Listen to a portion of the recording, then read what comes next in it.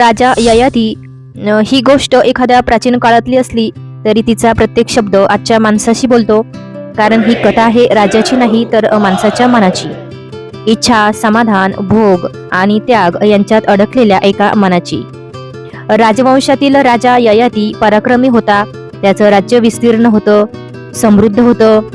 तेथील प्रजा देखील खूप सुखी होती. शेती बहरलेली होती. सर्व बाजार जे होते ते गजबजलेले होते. राजदरबारात वैभवाची रेलचेल होती. सोन्याचे सिंहासन, रत्नजडित मुकुट, भव्य सभामंडप सगळं काही होतं. पण या सगळ्या वैभवाच्या मध्यभागी बसलेला राजा मात्र आतून शांत नव्हता. ययाती तरुण होता. शरीरात अपार शक्ती होती. डोळ्यात आत्मविश्वास होता आणि मनात न संपणाऱ्या इच्छा होत्या. त्याला वाटायचं आयुष्य म्हणजे भोग, जास्तीत जास्त अनुभव घ्यायचे, जास्तीत जास्त सुख उपभोगायचं आणि कधीही थांबायचं नाही असं त्याला वाटत असायचं. संयम, मर्यादा, त्याग हे शब्द त्याच्या आयुष्यात काही फारसे महत्वाचे नव्हते. म्हणजे त्या शब्दांना किंवा त्या वर्तनाला तो काही फारसं महत्व देत नव्हता. ययातीचं लग्न शुक्राचार्यांची कन्या जी होती देवयानीशी झालं होतं. देवयानी खूप सुंदर पण होती, बुद्धिमान होती, पण मात्र तिच्या स्वभावात थोडासा गर्व होता. ती स्वतःला श्रेष्ठ समजायची. ती प्रेम करायची, मनापासून प्रेम करायची, पण त्या प्रेमात अहंकार मिसळलेला होता. देवयानी सोबत तिची सेविका म्हणून आली होती शर्मिष्ठा. शर्मिष्ठा ही देवयानी सोबत आलेली होती आणि दैत्यराज ऋषपर्वाची ती कन्या होती. ती राजकन्या होती तरी देखील ती सेविका बनून राहिली होती. हे फार महत्वाचं आहे. स्वभावाने शांत, नम्र आणि खूप त्यागी अशी होती. तिला मोठेपणाची काही हाव नव्हती. तिच्या काही तक्रारी नव्हत्या. फक्त परिस्थिती स्वीकारण्याची ताकद होती. या दोन स्त्रिया होत्या परंतु पूर्णपणे वेगळ्या होत्या. एक गर्विष्ठ होती आणि दुसरी सहनशील होती. एक बोलकी होती आणि दुसरी खूप शांत होती. एक स्वतःसाठी जगणारी आणि दुसरी इतरांसाठी. आणि या दोघींमध्ये अडकलेला राजा ययाती स्वतःच्या इच्छांपुढे हळूहळू कमजोर पडत गेला. ययाती देवयानीवर प्रेम करत होता, पण त्याच वेळी शर्मिष्ठेच्या शांततेने, तिच्या समजूतदारपणाने तो आकर्षित झाला. त्याने नात्यांच्या मर्यादा ओलांडल्या. त्याला वाटलं राजा आहे, सगळं चालेल, पण नियतीला हे काही मान्य नव्हतं. देवयानी आणि शर्मिष्ठा यांच्यातील संघर्ष खूप वाढत गेला. शब्दांनी, आरोपांनी, अश्रूंनी राजवाडा भरू लागला आणि अखेर ही गोष्ट शुक्राचार्यांपर्यंत पोहोचली. शुक्राचार्य म्हणजे कोण होते तर ते एक महान ऋषी होते. कठोर न्याय करणारे आणि शिस्तीचे प्रतीक होते. जेव्हा त्यांना ययातीच्या वर्तनाची माहिती मिळाली तेव्हा त्यांचा क्रोध मात्र खूप अनावर झाला. त्यांनी राजाच्या वैभवाकडे पाहिलं नाही. त्यांनी काही सत्तेला घाबरले नाहीत. त्यांनी फक्त धर्म पाहिला आणि अन्याय. आणि त्यांना खूप क्रोध झाला. क्रोध त्यांना अनावर झाला आणि त्या क्रोधामध्येच त्यांनी ययातीला एक शाप दिला. शाप असा होता की तू आजपासून वृद्ध होशील. आणि तो एक क्षण ज्याने सगळं काही बदलून टाकलं. क्षणामध्ये ययातीचं शरीर बदललं गेलं. तरुण चेहऱ्यावर सुरकुत्या उमटल्या. हात थरथरू लागले. ताकद निघून गेली. डोळ्यातली चमक मावळली. राजा म्हातारा झाला. पण शापाची खरी वेदना काही इथे नव्हती. शरीर वृद्ध झालं होतं पण मन अजूनही तरुण होतं. इच्छा तशाच होत्या आणि भोगाची ओढ तशीच होती. ययातीला हे काही मान्य नव्हतं. तो आरशात स्वतःला पाहायचा आणि हादरायचा. मी अजून जगलोच नाही, माझं आयुष्य अजून संपलेलं नाही असं मन त्याचं त्याला सांगायचं. त्याचं मन ओरडायचं. कारण हे बरोबरच होतं. कारण त्याचं शरीर जरी वृद्ध दिसत असलं तरी मन मात्र त्याचं तरुणच होतं. तो आतून तुटत गेला. राजा असूनही तो असहाय्य झाला. सत्ता असूनही तो हतबल झाला. तेव्हा शुक्राचार्यांनी शेवटी एक पर्याय सांगितला. जर तुझा एखादा पुत्र आपलं तारुण्य तुला जर देत असेल तर तू पुन्हा तरुण होऊ शकशील. असं म्हटल्यावर ययातीच्या मनात एक आशेची किरण चमकली. त्याला वाटलं की माझी मुलं आहेत, मला मदत करतील. मी त्यांचा पिता आहे, मी त्यांचे वडील आहे. आणि इथून सुरू होतो कथेचा सर्वात कठीण प्रवास. शुक्राचार्यांचे शब्द ऐकल्यानंतर ययातीच्या मनात एक आशा निर्माण झाली होती. वृद्ध शरीरात अडकलेलं त्याचं मन पुन्हा तरुणपणाची स्वप्न पाहू लागलं. त्याला वाटलं माझी मुलं आहेत, माझ्या रक्ताची आहेत, माझ्यासाठी काहीतरी करतीलच. ययाती आपल्या मुलांना एकत्र बोलावतो. राजदरबारात आज वेगळंच वातावरण असतं. सोन्याच्या स्तंभांमध्ये आज आनंद नाही तर एक तणाव दडलेला असतो. सिंहासनावर बसलेला राजा आज पराक्रमी दिसत नाही. तो थकलेला, अस्वस्थ आणि आतून घाबरलेला दिसतो. ययाती पहिल्या मुलांकडे पाहतो. त्याच्या डोळ्यात अपेक्षा असते. तो शांतपणे आपली व्यथा सांगतो, शापाची गोष्ट सांगतो आणि शेवटी म्हणतो, माझं तारुण्य मला परत हवं आहे. तू तुझं तारुण्य मला देशील का? पहिला मुलगा खाली मान घालतो. तो वडिलांचा आदर करतो, पण त्याच्या मनात भीती असते. तो म्हणतो, पिताश्री, माझं आयुष्य अजून सुरूही झालेलं नाही. मला माझी स्वप्न पूर्ण करायची आहेत. आणि तो नकार देतो. ययातीच्या मनात थोडी निराशा दाटते. मग तो दुसऱ्या मुलाकडे वळतो. तोही आपापलं कारण सांगतो. माझा संसार आहे, माझी जबाबदारी आहे. तोही नकार देतो. तिसरा, चौथा, एकामागून एक मुलं आपले नकार देत जातात. कोणी शांतपणे, कोणी अपराधी भावनेने, तर कोणी थोड्या कठोर शब्दात. प्रत्येक नकार ययातीच्या हृदयावर घाव घालत जातो. तो विचार करतो, मी राजा आहे, मी पिता आहे, पण माझ्यासाठी कोणीच आपलं तारुण्य देणार नाही का? शेवटी उरतो धाकटा मुलगा पुरू. जो मुलगा होता तो आजपर्यंत शांतपणे सगळं पाहत असतो. तो इतर भावांसारखं काही बोलत नाही. त्याच्या चेहऱ्यावर गोंधळ नाही, राग नाही, फक्त एक स्थिर शांतता आहे. ययाती त्याच्याकडे पाहतो. शेवटची आशा म्हणून ययाती त्यालाही तीच विनंती करतो, पुरू, तू माझं तारुण्य स्वीकारशील का? पुरू क्षणभर थांबतो. तो वडिलांकडे पाहतो. तो त्यांच्या डोळ्यातली वेदना पाहतो आणि कोणताही प्रश्न न विचारता म्हणतो, हो पिताश्री, मी माझं तारुण्य तुम्हाला देतो. राजदरबार स्तब्ध होतो. कोणी काही बोलत नाही, कोणी आनंदी नाही. हा त्याग आहे, पण तो उत्सव नाही. पुरू मग पुढे येतो. तो आपल्या वडिलांसमोर नतमस्तक होतो. त्या क्षणी त्याचं तारुण्य निघून जातं. त्याचं शरीर रुद्ध होतं.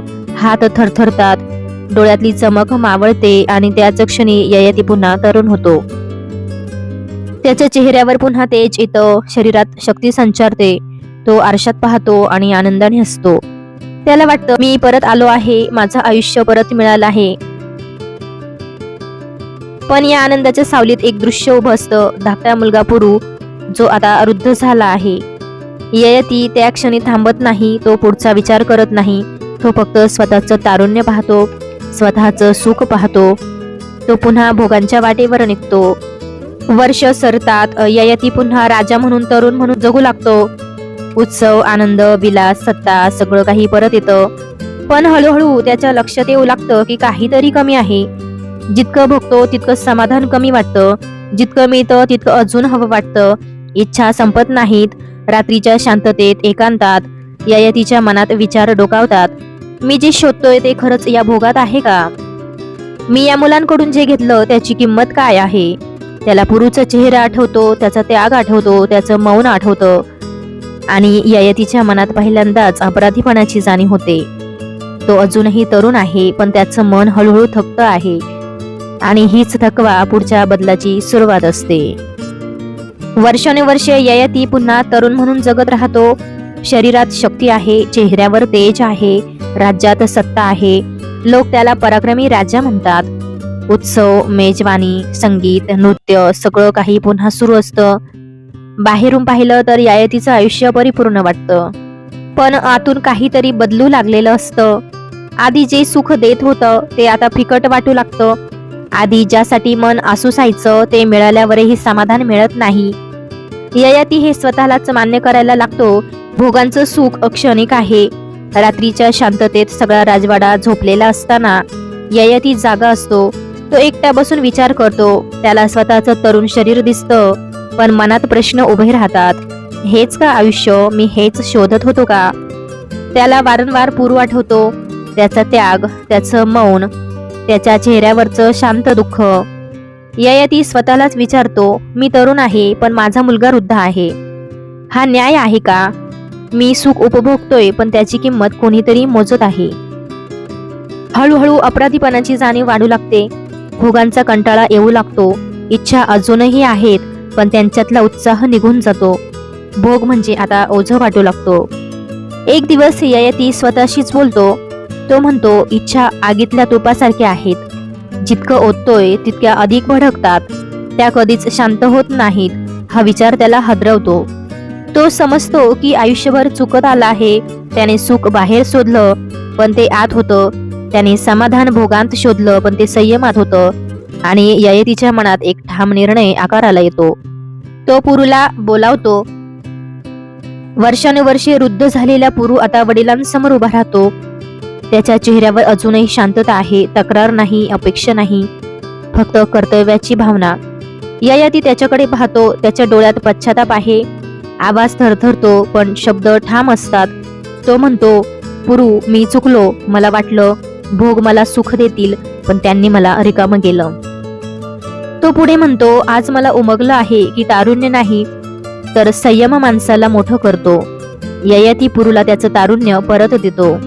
त्या क्षणी पुरू पुन्हा तरुण होतो. त्याच्या चेहऱ्यावर जीवन परत येतं आणि ययाती पुन्हा वृद्ध होतो. पण यावेळी हे वृद्धत्व शापासारखं नसतं, यावेळी ते स्वीकारलेलं असतं. ययाती पुरूला राज्य सोपवतो. तो स्वतः सिंहासनावरून खाली उतरतो. त्यागाचा मार्ग स्वीकारतो. वनात एकांतात शांततेत जीवन जगण्याचा निर्णय घेतो. तो राजा म्हणून मोठा होतो, पण त्या क्षणी माणूस म्हणून महान होतो. ययाती पुन्हा वृद्ध झाला होता, पण यावेळी त्याच्या मनात वेदना नव्हत्या, शाप नव्हता, अस्वस्थता नव्हती, उलट एक विलक्षण शांतता होती. शरीर जर्जर होतं पण मन हलकं झालं होतं. कारण पहिल्यांदाच ययातीनं स्वतःला ओळखलं होतं. तो आता राजवाड्यात नव्हता, सोन्याच्या सिंहासनावर नव्हता, वैभवाच्या गर्दीत नव्हता. तो एकांतात होता, निसर्गाच्या सानिध्यात होता. झाडांच्या सावलीत बसून तो आयुष्याकडे मागे वळून पाहत होता. त्याला जाणवलं की त्याने आयुष्यभर बाहेर शोध घेतला, सुख बाहेर शोधलं, समाधान भोगांत शोधलं, पण जे शोधत होता ते कधीच तिथे नव्हतं. ते आत होतं, मनाच्या शांततेत, स्वीकारात, संयमात. ययाती स्वतःशीच बोलतो. तो म्हणतो, मी राजा होतो पण माझ्या इच्छांचा गुलाम होतो. माझ्याकडे सगळं होतं पण मी समाधानी नव्हतो. आणि आज माझ्याकडे काहीच नाही तरीही मी शांत आहे. हा बोध त्याच्यासाठी नव्हे तर प्रत्येक माणसासाठी होता. कारण आजही माणूस तसाच आहे. इच्छा बदलल्या आहेत पण असमाधान मात्र तसंच आहे. आज राजा नाही पण पद आहे. आज सिंहासन नाही पण प्रतिष्ठा आहे. आज राजवाडा नाही पण आलिशान घरं आहेत आणि तरीही मन शांत नाही. ययातीची कथा आपल्याला एक साधा पण कठोर प्रश्न विचारते. आपण जे शोधतोय ते खरंच मिळाल्यावर आपल्याला शांतता मिळणार आहे का? ययाती आपल्याला शिकवतो की इच्छा कधीच संपत नाहीत. जितकं मिळतं तितकं अजून हवं वाटतं, पण त्यांच्यावर नियंत्रण मिळवलं तरच माणूस खऱ्या अर्थाने मुक्त होतो. पुरूचा त्याग हा फक्त एका मुलाचा त्याग नाही, तो कर्तव्यांचा, मूल्यांचा आणि निस्वार्थ प्रेमाचा आदर्श आहे. आणि ययातीचा पश्चाताप हा आपल्याकडे स्वतःकडे पाहायला लावणारा आरसा आहे. ययातीची कथा इथे संपते पण तिचा संदेश कायमचा आहे. सुख बाहेर नाही, ते भोगांत नाही, ते आत आहे, संयमात, स्वीकारात आणि आत्मबोधात. आणि म्हणूनच ययाती अमर आहे, राजा म्हणून नाही तर माणूस म्हणून. ही होती ययाती या महान कादंबरीची संक्षिप्त पुस्तक समरी. ययातीच्या जीवनातून आपल्याला एकच गोष्ट कळते, इच्छा कधीच संपत नाहीत, पण त्यांच्यावर नियंत्रण मिळवलं तरच माणूस खऱ्या अर्थाने सुखी होतो. भोगांमागे धावणारा राजा शेवटी आत्मबोधाच्या मार्गावर येतो आणि तोच या कथेचा खरा विजय आहे. ययाती आपल्याला स्वतःकडे पाहायला लावणारी, विचार करायला भाग पाडणारी कादंबरी आहे. अशाच साहित्यिक पुस्तकांच्या समरी तुम्हाला आवडत असतील तर हा प्रवास इथेच थांबत नाही, तो पुढेही चालू राहणार आहे. अशाच मराठी साहित्यांच्या कथा, कादंबऱ्यांच्या समरी आणि अर्थपूर्ण विचार तुमच्यापर्यंत पोहोचण्यासाठी हा चॅनल सतत प्रयत्न करत आहे. तुम्हाला हा व्हिडिओ उपयुक्त वाटला असेल तर लाईक करा, चॅनलला सबस्क्राईब करा आणि बाजूचं बेल आयकॉन दाबायला विसरू नका. तुमचा प्रत्येक लाईक, शेअर आणि कमेंट आम्हाला आणखी चांगलं कंटेंट तयार करण्याची प्रेरणा देतो. पुन्हा भेटूया अशाच एका उत्तम पुस्तकाच्या समरी सोबत. धन्यवाद.